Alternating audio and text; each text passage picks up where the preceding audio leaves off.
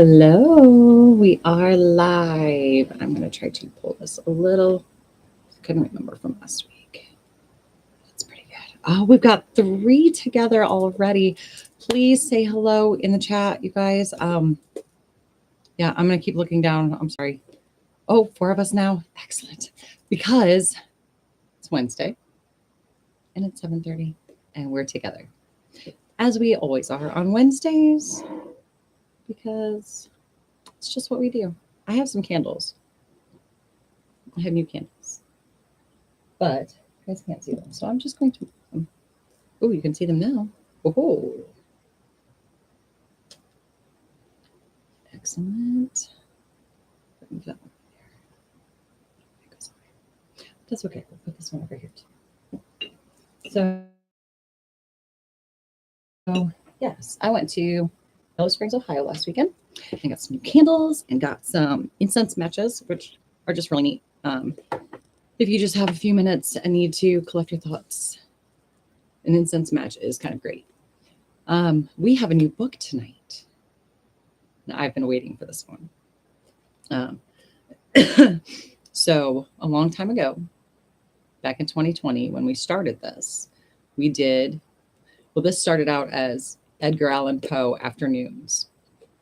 And we would do those on Saturdays at 3. And we took it on the road a few times just because we were going to be somewhere on Saturday at 3. So we shot from some other locales, and it was really fun. So I've been waiting for another chance to dig back into some old favorites, and we have selected short stories of Nathaniel Hawthorne. Howdy from Texas. Well, hello in Texas. I'm so glad you guys are here. Thank you. But yes, we have Nathaniel Hawthorne that we are starting now. And some of these stories are longer. I will take a look at them. And if it looks like they're going to be maybe 2 hours to read, we'll find a good stopping place. And then we'll do, like we did before with our novels, we'll do a short recap the next week and then dig into the rest of the story. So I hope you guys enjoy this book. Hawthorne's just a great author, and he's been a favorite of mine since like middle school. So I have read and reread and reread, probably reread again, The House of the Seven Gables. That is not in this book, but we have a lot. Tonight we are reading The Minister's Black Veil, a parable. The print is very small, so if I look really squinty, I apologize. But I am probably going to be squinting a bit because I haven't gone to the eye doctor, but such is life. So anyway, please remember to say hi in the chat so that I know who is here, because Hawthorne is awesome. Yes, Matthew, absolutely. I hope you enjoy this series. We are getting closer all of the time to our 100 subscriber mark. So if you are, hi in the chat. That is exactly what I asked you guys to do. Say hi in the chat. Very good listening ears. Heavy listening, of course. So yeah, train of thought, 100 subscribers. So if you are watching and you have not subscribed, hi, go ahead and subscribe. If you are waiting to try to be the 100th subscriber because you want your story read on New Year's Eve, Jax is here too. Give Georgia a scratch for me, Jax. Velma's, oh, both of the dogs are in here. So, yay, it's a puppy party. But yeah, tell people, if you want your story read, tell people to subscribe. And then there's a cheat code, but I'll let you figure out what it is. So we have our book. We have, it's just sparkly water tonight. Mm. She's hiding under the bed covers. Of course she is. That's where we cuddle. Oh, hi, Georgia. Um, anyway, guys, we're going to get started. If you are loving it, give it a like. Please, please, please. Share the channel. Let's try to get to 100 by Christmas so we can do a special 100 subscriber favorite short story on New Year's Eve. And with that, we will start The Minister's Black Veil. The sexton stood in the porch of Milford Meeting House, pulling busily at the bell rope. The old people of the village came stooping along the street. Children with bright faces tripped merrily beside their parents or mimicked a graver gait in the conscious dignity of their Sunday clothes. Scrooge bachelors looked sidelong at the pretty maidens and fancied that the Sabbath sunshine made them prettier than on weekdays. When the throng had mostly streamed into the porch, the sexton began to toll the bell, keeping his eye on the Reverend Mr. Hooper's door. The first glimpse of the clergyman's figure was the signal for the bell to cease its summons. "But what has good Parson Hooper got upon his face?" cried the sexton in astonishment. All within hearing immediately turned about and beheld the semblance of Mr. Hooper, pacing slowly his meditative way toward the meeting house. With one accord they started, expressing more wonder than if some strange minister were coming to dust the cushions of Mr. Hooper's pulpit.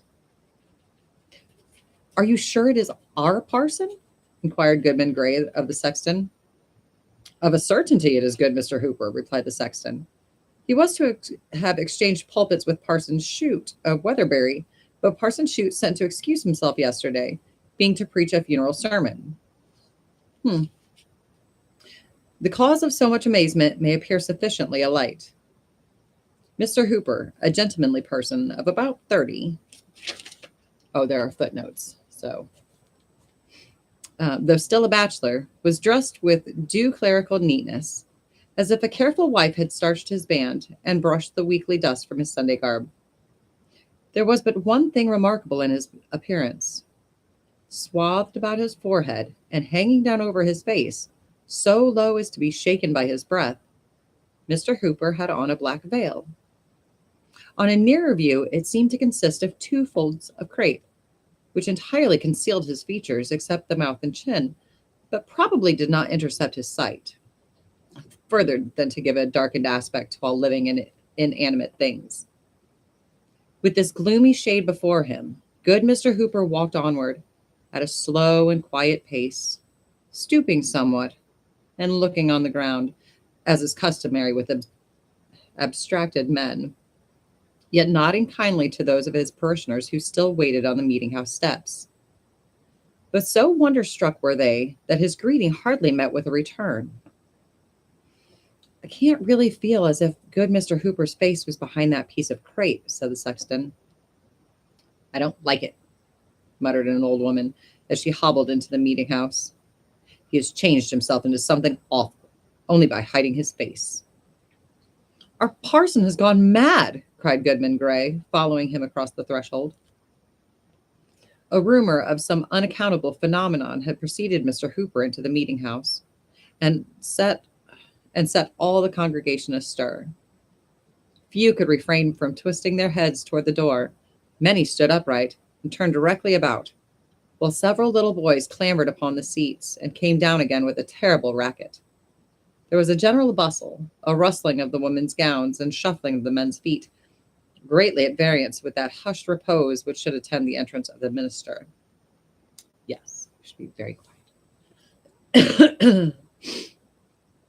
But Mr. Hooper appeared not to notice the perturbation of his people. He entered with an almost noiseless step, bent his head mildly to the pews on each side, and bowed as he passed his oldest parishioner, a white-haired great-grandsire who occupied an armchair in the center of the aisle. It was strange to observe how slowly this venerable man became conscious of something singular in the appearance of his pastor. He seemed not fully to partake of the prevailing wonder till Mr. Hooper had ascended the stairs and showed himself in the pulpit, face to face with his congregation, except for the black veil. I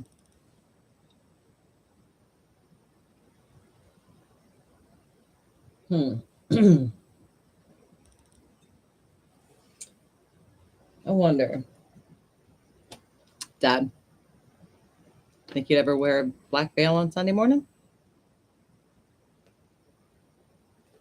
Probably not. That mysterious emblem was never once withdrawn. It shook with his measured breath as he gave out the psalm. It threw its obscurity between him and the holy page as he read the scriptures. And while he prayed, the veil lay heavily on his uplifted countenance. Did he seek to hide it from the dread? Oh, from the dread being whom he was addressing? Such was the effect of this simple piece of crape, that more than one woman of delicate nerves was forced to leave the meeting house. Yet perhaps the pale-faced congregation was almost as fearful a sight to the minister as his black veil to them. Mr. Hooper had the reputation of a good preacher, but not an energetic one. He strove to win his people heavenward by mild, persuasive influences, rather than to drive them thither by the thunders of the word. The sermon which he now delivered was marked by the same characteristics of style and manner as the general series of his pulpit oratory.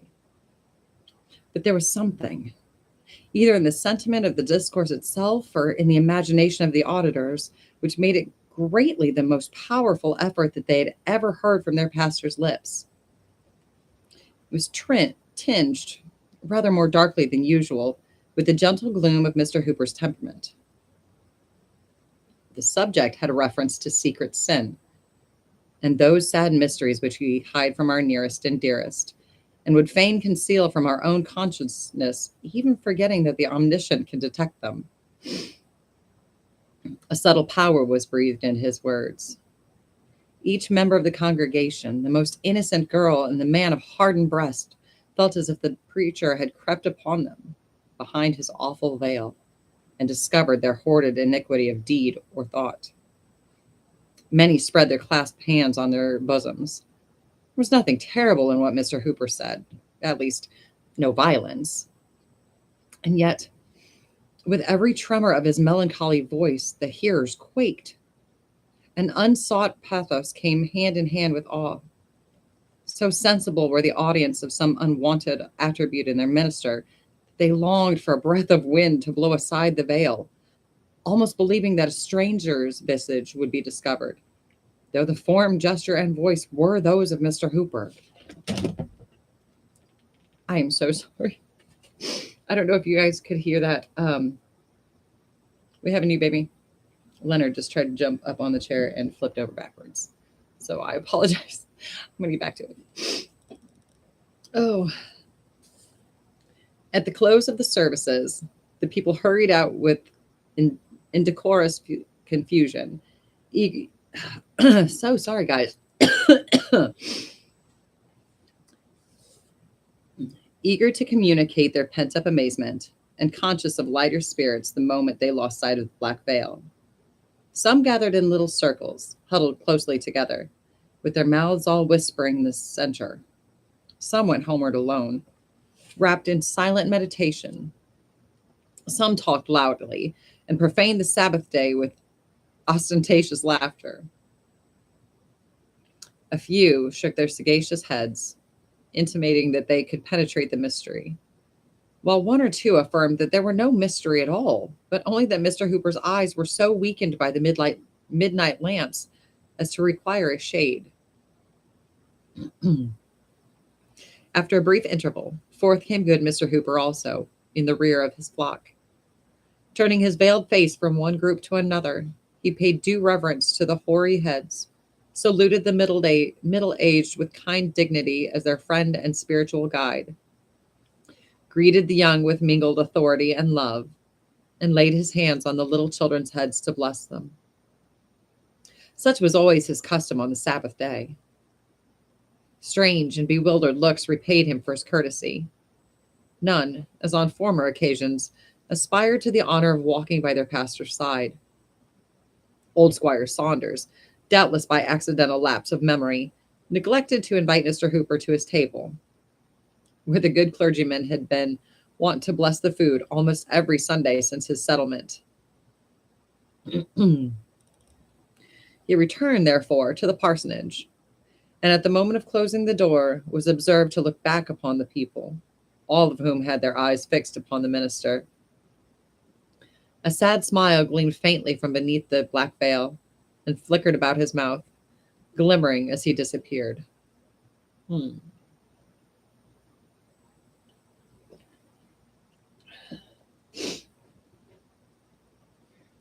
How strange, said a lady, that a simple black veil, such as any woman might wear on her bonnet, should become such a terrible thing on Mr. Hooper's face. Something must surely be amiss with Mr. Hooper's intellects, observed her husband, the physician of the village. But the strangest part of the affair is the effect of this vagary, even on a sober-minded man like myself. The black veil, though it covers only our pastor's face, throws its influence over his whole person. It makes him ghost-like from head to foot. Do you not feel it so? Truly do I, replied the lady, and I would not be alone with him for the world. I wonder he is not afraid to be alone with himself. Men sometimes are so. The afternoon service was attended with similar circumstances. At its conclusion, the bell tolled for the funeral of a young lady. The relatives and friends were assembled in the house, and the more distant acquaintances stood about the door, speaking of the good qualities of the deceased. Their talk was interrupted by the appearance of Mr. Hooper, still covered with his black veil. It was now an appropriate emblem. The clergyman stepped into the room where the corpse was laid and bent over the coffin to take a last farewell of his deceased parishioner. As he stooped, the veil hung straight down from his forehead so that, if her eyelids had not been closed forever, the dead maiden might have seen his face. Could Mr. Hooper be fearful of her glance, that he so hastily covered back the black veil?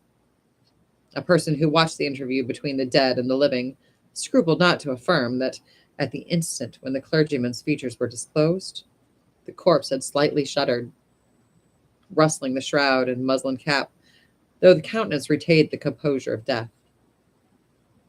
A superstitious old woman was the only witness of this prodigy. From the coffin, Mr. Hooper passed into the chamber of the mourners, and thence to the head of the staircase to make the funeral prayer. It was a tender and heart-dissolving prayer, full of sorrow, yet so imbued with celestial hopes that the music of a heavenly harp swept by the fingers of the dead seemed faintly to be heard among the saddest accents of the minister. The people trembled, though they but darkly understood him when he prayed that they and himself and all of mortal race might be ready, as he trusted this young maiden had been, for the dreadful hour that should snatch the veil from their faces. The bearers went heavily forth, and the mourners followed, saddening all the street with the dead before them, and Mr. Hooper in his black veil behind. "Why do you look back?" said one in the procession to his partner. "I had a fancy," said she, "that the minister and the maiden's spirit were walking hand in hand." "And so had I, at the same moment," said the other. That night, the handsomest couple in Milford village were to be joined in wedlock. Though reckoned a melancholy man, Mr. Hooper had a placid cheerfulness for such occasions, which often excited a sympathetic smile where livelier merriment would have been thrown away. There was no quality of his disposition which made him more beloved than this. The company at the wedding awaited his arrival with impatience, trusting that the strange awe which had gathered over him throughout the day would now be dispelled. But such was not the result. When Mr. Hooper came, the first thing that their eyes rested on was the same horrible black veil, which had added deeper gloom to the funeral, and portend nothing but evil to the wedding. That's Leonard. Such was its immediate effect on the guests that a cloud seemed to have rolled duskily from beneath the black crape and dimmed the light of the candles. The bridal pair stood up before the minister, but the bride's cold fingers quivered in the tremulous hand of the bridegroom, and her death-like paleness caused a whisper that the maiden who had been buried a few hours earlier was come from her grave to be married. If another wedding were so dismal, it was that famous one where they tolled the wedding knell. After performing the ceremony, Mr. Hooper raised a glass of wine to his lips, wished happiness to the newly married couple in a strain of mild pleasantry that ought to have brightened the features of the guests, like a cheerful gleam from the hearth. At that instant, catching a glimpse of his figure in the looking-glass, the black veil involved his own spirit in the horror with which it overwhelmed all others. His frame shuddered. His lips grew white. He spilt the untasted wine upon the carpet and rushed forth into the darkness. For the earth, too, had on her black veil. Excuse me. The next day, the whole village of Milford talked of little else than Parson Hooper's black veil. Well, that and the mystery concealed behind it supplied a topic for discussion between acquaintances meeting in the street and good women gossiping at their open windows. It was the first item of news that the tavern keeper told to his guests. The children babbled of it on their way to school. One imitative little imp covered his face with an old black handkerchief, thereby so affrighting his playmates that the panic seized himself, and he well nigh lost his wits by his own waggery. Have you ever done that? Played so hard you scared yourself? But anyway, it was remarkable that of all the busybodies and impertinent people in the parish, not one ventured to put the plain question to Mr. Hooper. Wherefore he did this thing. Hitherto, whenever there appeared the slightest call for such interference, he had never lacked advisers, nor shown himself averse to be guided by their judgment. If he erred at all, it was by so painful a degree of self-distrust that even the mildest censure would lead him to consider an indifferent action as a crime. Okay, buddy, I love you. Thank you. Yet, though so well acquainted with this amiable weakness, no individual among his parishioners chose to make the black veil a subject of friendly remonstrance.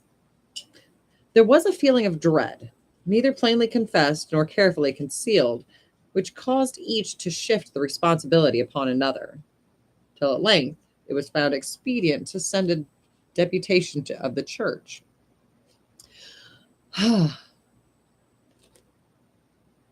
It was found expedient to send a deputation of the church in order to deal with Mr. Hooper about the mystery, before it should grow into a scandal. Never did an embassy so ill discharge its duties. The minister received them with friendly courtesy, but became silent after they were seated, leaving to his visitors the whole burden of introducing their important business. The topic, it might be supposed, was obvious enough. There was the black veil swathed around Mr. Hooper's forehead, and concealing every feature above his placid mouth, on which, at times, they could perceive the glimmering of a melancholy smile. That's such a good turn of phrase, a melancholy smile.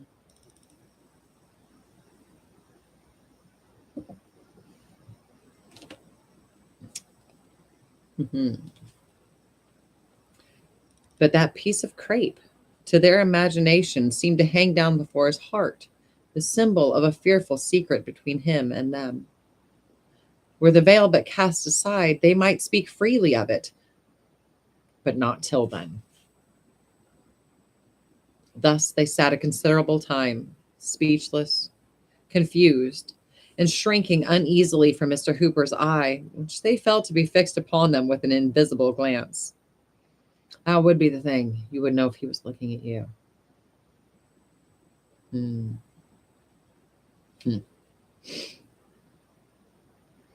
Finally, the deputies returned abashed to their constituents, pronouncing the matter too weighty to be handled, except by a council of the churches, if indeed it might not require a general synod, synod,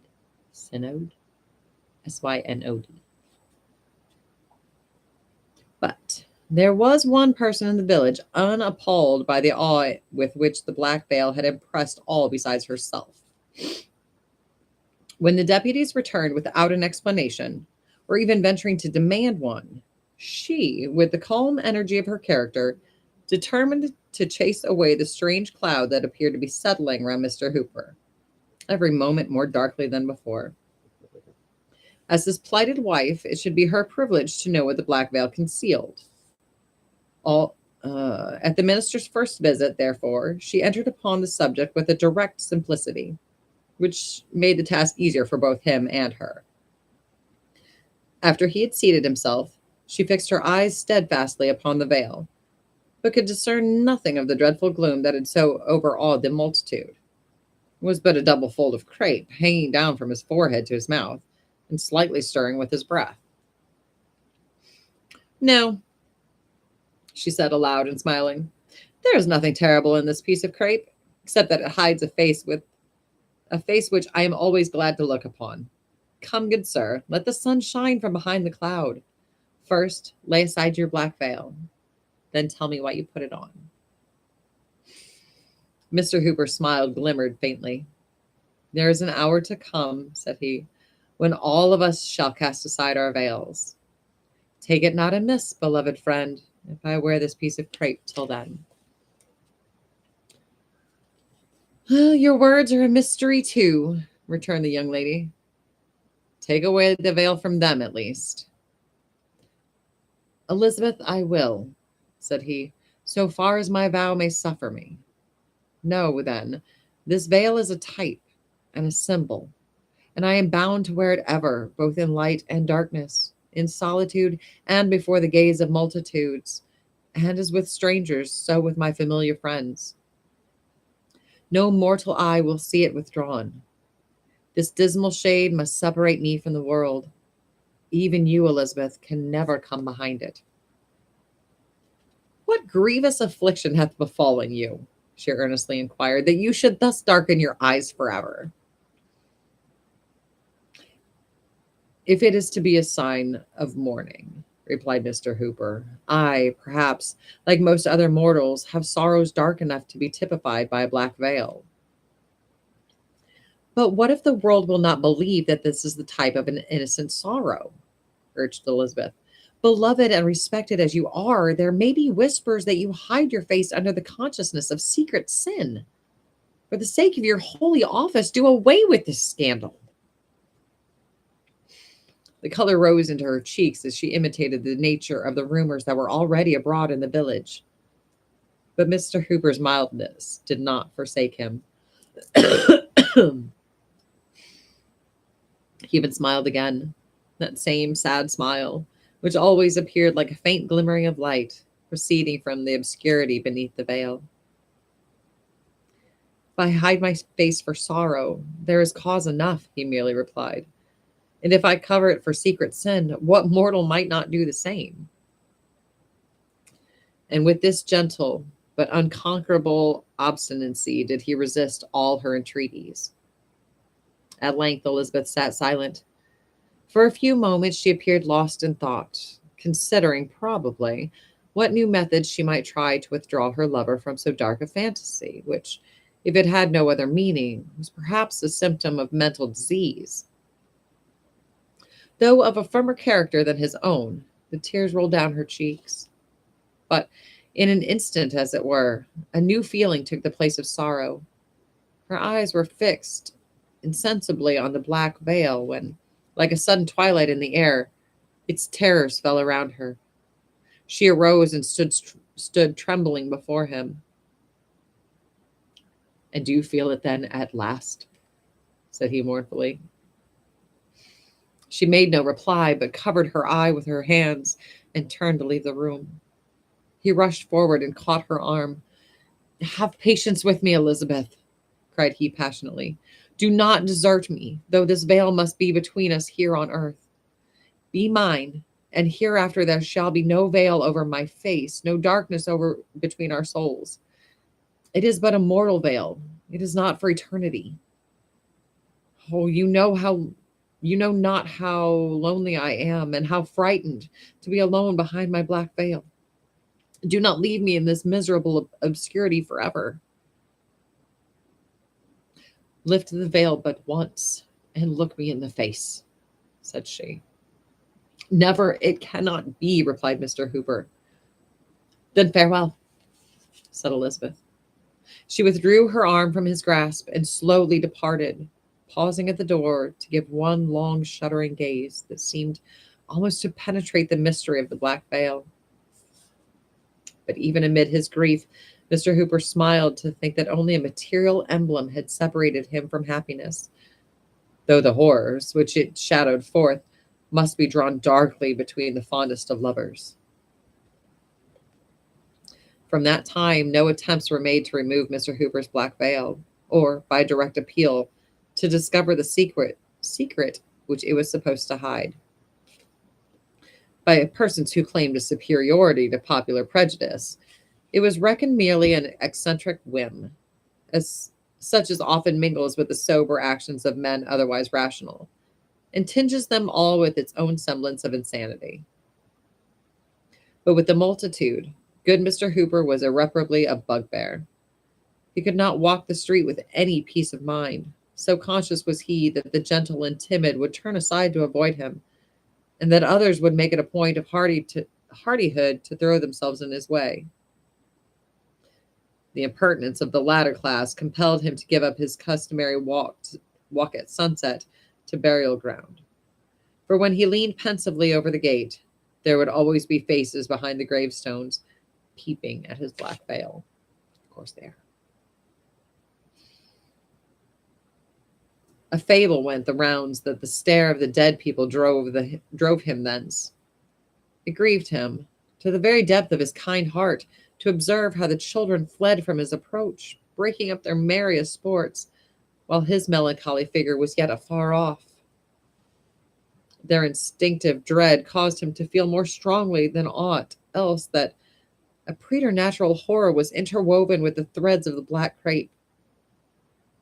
In truth, his own antipathy to the veil was known to be so great that he never willingly passed before a mirror, nor stooped to drink at a still fountain, lest, in its peaceful bosom, he should be affrighted by himself.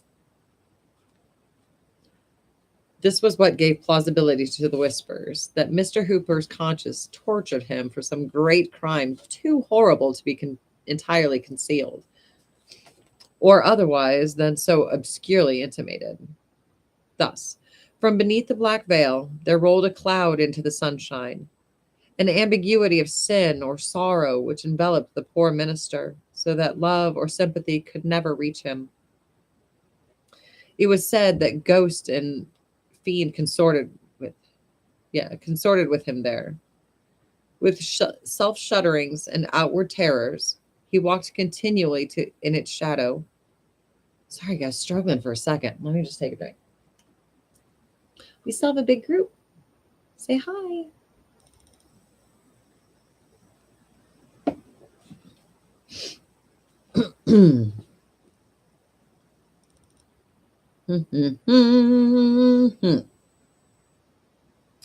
Thus, from behind the black veil, there rolled a cloud into the sunshine, an ambiguity of sin or sorrow which enveloped the poor minister, so that love or sympathy could never reach him. It was said that ghost and fiend consorted with him there. With self-shudderings and outward terrors, he walked continually in its shadow, groping darkly with his own soul, or gazing through a medium that saddened the whole world. Even the lawless wind, it was believed, respected his dreadful secret and never blew aside the veil. But still, good Mr. Hooper sadly smiled at the pale visages of the worldly throng as he passed by. Oh, we're almost done. Among all its bad influences, the black veil had the one desirable effect of making its wearer a very efficient clergyman. By the aid of his mysterious emblem, for there was no other apparent cause. He became a man of awful power over souls that were in agony for sin. His converts always regarded him with a dread peculiar to themselves, affirming, through but figuratively, that before he brought them to celestial light, they had been with him behind the black veil. Its gloom, indeed, enabled him to sympathize with all dark affections. Dying sinners cried aloud for Mr. Hooper, and would not yield their breath till he appeared. Though over, as he, though ever, as he stooped to whisper consolation, they shuddered at the veiled face so near their own. Such were the terrors of the black veil, even when death had bared his visage. Oh, such were the terrors of the black veil, even when death had bared his visage. Strangers came long distances to attend service at his church, with the mere idle purpose of gazing at his figure, because it was forbidden them to behold his face. But many were made to quake. Quake ere they departed. Once, during Governor Belcher's administration, Mr. Hooper was appointed to preach the election sermon. Covered with his black veil, he stood before the chief magistrate, the council, and the representatives, and wrought so deep an impression that the legislative measures of that year were characterized by all the gloom and piety of our earliest ancestral sway.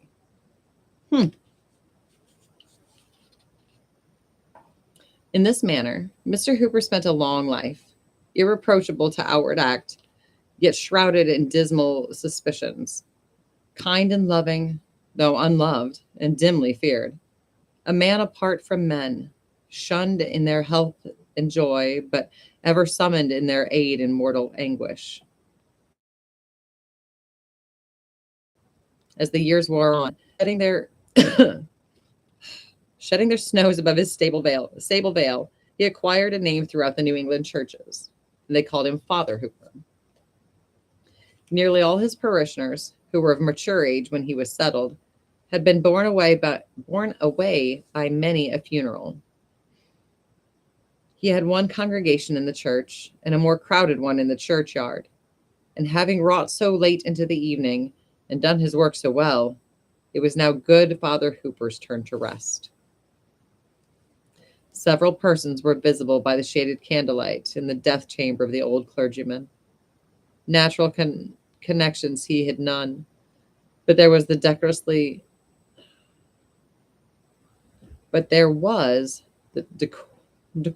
grave, though unmoved physician, seeking only to mitigate the last pangs of the patient whom he could not save. There were the deacons and other eminently pious members of his church. There also was the Reverend Mr. Clark of Westbury, a young and zealous divine, who had ridden in haste to pray by the bedside of the expiring minister. Excuse me. There was the nurse, no hired handmaiden of death, but one whose calm affection had endured thus long in secrecy, in solitude, amid the chill of age, and would not perish even at the dying hour. Who but Elizabeth?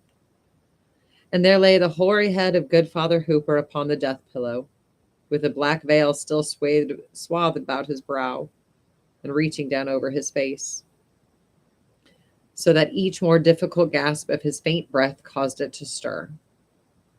All through life that piece of crape had hung between him and the world. It had separated him from cheerful brotherhood and woman's love, and kept him in that saddest of all prisons, his own heart. And still it lay upon his face, as if to deepen the gloom of his darksome chamber, and shade him from the sunshine of eternity. For some time previous, his mind had been confused, wavering doubtfully between the past and the present, and hovering forward, as it were, at intervals, into the indistinctness of the world to come. There had been feverish turns, which tossed him from side to side, and wore away what little strength he had. But in his most convulsive struggles, and in the wildest vagaries of his intellect, when no other thought retained its sober influence, he still showed an awful solicitude lest the black veil should slip aside, Even if his bewildered soul could have forgotten, there was a faithful woman at his pillow who, with averted eyes, would have covered that aged face, which she had last beheld in the comeliness of manhood. At length, the death-stricken old man lay quietly in the torpor of mental and bodily exhaustion, and with an imperceptible pulse and breath that grew fainter and fainter, except when a long, deep, and irregular inspiration seemed to prelude the flight of the spirit. The minister of Westbury approached the bedside. "Venerable Father Hooper," said he, "the moment of your release is at hand. Are you ready for the lifting of the veil that shuts in time from eternity?" Father Hooper at first replied merely by a feeble motion of his head. Then, apprehensive, perhaps, that his meaning might be doubtful, he exerted himself to speak. "Yes," said he in faint accents, "my soul hath a patient weariness until that veil be lifted." "And it is fitting," resumed the Reverend Mr. Clark, that a man so given to prayer, of such a blameless example, holy in deed and thought, so far as mortal judgment may pronounce, it is fitting that a father in the church should leave a shadow on his memory. Oh, is it fitting that a father in the church should leave a shadow on his memory that may seem to blacken a life so pure? I pray you, my venerable brother, let not this thing be. Suffer us to be gladdened by your triumphant aspect as you go to your reward. Before the veil of eternity be lifted, let me cast aside this black veil from your face." And thus speaking, the Reverend Mr. Clark bent forward to reveal the mystery of so many years. But exerting a sudden energy that made all the beholders stand aghast, Father Hooper snatched both his hands from beneath the bedclothes and pressed them strongly on the black veil, resolute to struggle if the minister of Westbury would contend with a dying man. "Never," cried the veiled clergyman, "on earth, never." "Dark old man," exclaimed the affrighted minister, "with what horrible crime upon your soul are you now passing to the judgment?" Father Hooper's breath heaved. It rattled in his throat, but with a mighty effort, grasping forward with his hands, he caught hold of life and held it back till he should speak. He even raised himself in bed, and there he sat, shivering with the arms of death around him, while the black veil hung down, off, at that last moment in the gathered terrors of a lifetime. And yet the faint, sad smile, so often there, now seemed to glimmer from its obscurity and linger on Father Hooper's lips. "Why do you tremble at me alone?" cried he, turning his veiled face round to the circle of pale spectators. "Tremble also at each other. Have men avoided me, and women shown no pity, and children screamed and fled only from my black veil? What but the mystery which it obscurely typifies has made this piece of crape so awful? When the friend shows his inmost heart to his friend, the lover to his beloved, when man does not vainly shrink from the eye of his creator, loathsomely treasuring up the secret of his sin, then deem me a monster for the symbol beneath which I have lived and die. I look around me, and lo, on every visage, a black veil." While his auditors shrank from one another in mutual affright, Father Hooper fell back upon his pillow, a veiled corpse, with a faint smile lingering on the lips. Still veiled, they laid him in his coffin, and a veiled corpse they bore him to the grave. The grass of many years has sprung up and withered on that grave. The burial stone is moss-grown, and Mr. Hooper's face is dust. But awful is still the thought that it moldered beneath the black veil.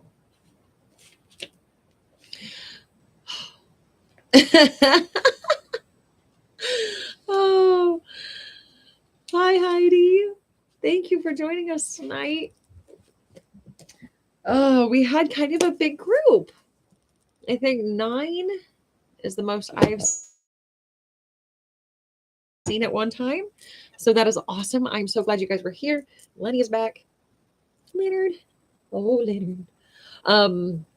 Next week, we are going to be reading The Maypole of Merry Mount.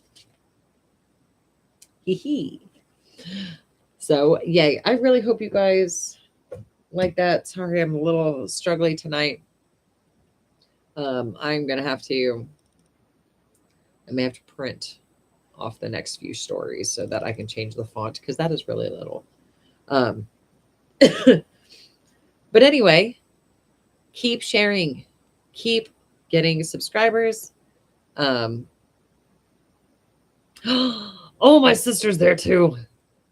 Say hello, Auntie Karen. Hello, Auntie Karen. And hi, Jax. Hello. We love our little man. He's so little. He's so little. Are you so little? But yes, let's try to get to our 100 before Christmas, and that only happens if you guys share. Oh, I'm sorry. Are you burping? Oh, they had dinner right before we did this. Kitten. So much is going on, you guys. While Heidi is here, I'm going to tell you. I hope it's okay. I'm going to do it anyway. I'm going to be in Bloomington this weekend shooting a couple of things for Heidi McCack Films. Tomorrow night is the other podcast. But for sure, you guys keep coming back on Wednesdays. Oh, wow. That was almost AA. Sorry. I'll be here next Wednesday. I would love for you to be here next Wednesday. The wolf pack is getting bigger. It's getting bigger. So yes, our Wednesday evening readings have become a thing.